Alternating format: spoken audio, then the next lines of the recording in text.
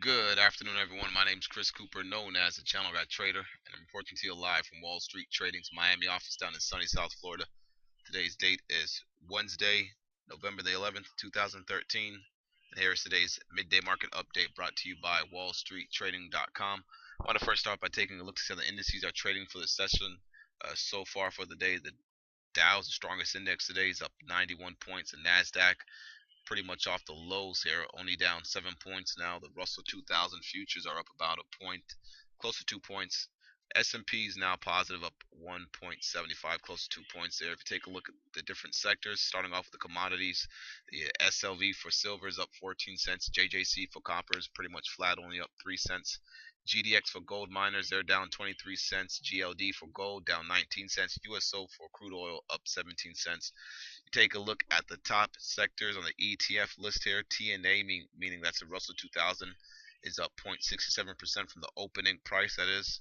Okay, that's near the top of the list. XLY, XLP, XLV. So it looks like we have some action going on in some of the defensive sectors. At least, well, the last two. You have consumer staples, XLP. You have XLV, healthcare. XLY is consumer discretionary.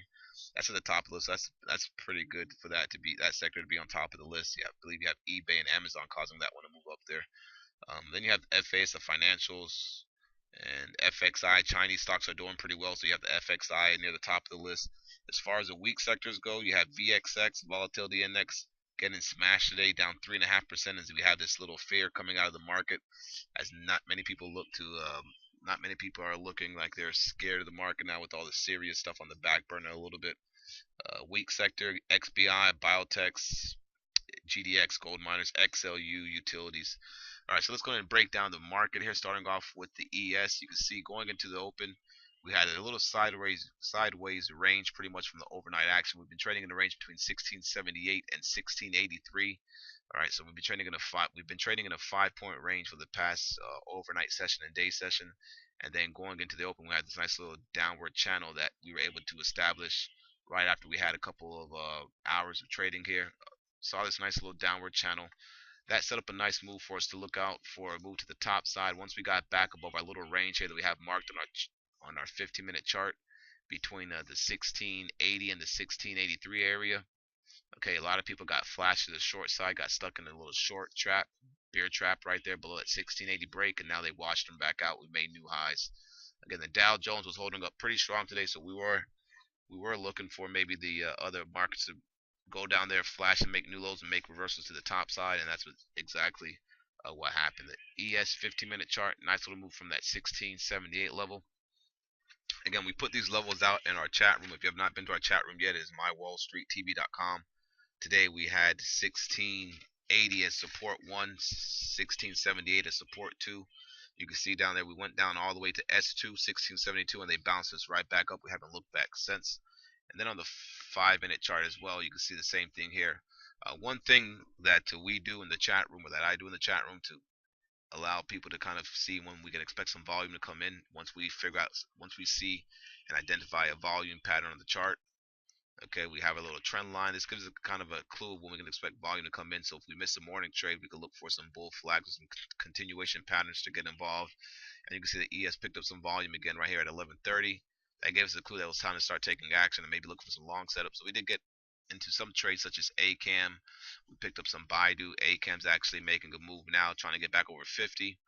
And we picked up Baidu. We caught a nice little point and some change in Baidu, and it went much higher. But some traders in the room were able to catch it for that bigger move as well. I got out of it a little bit too early. But in any case, here, taking a look at the 5-minute chart on the ES, as long as we can hold above 14 or 1683, hold positive, we'll be looking for some moves back to the top side towards 1686, 1688.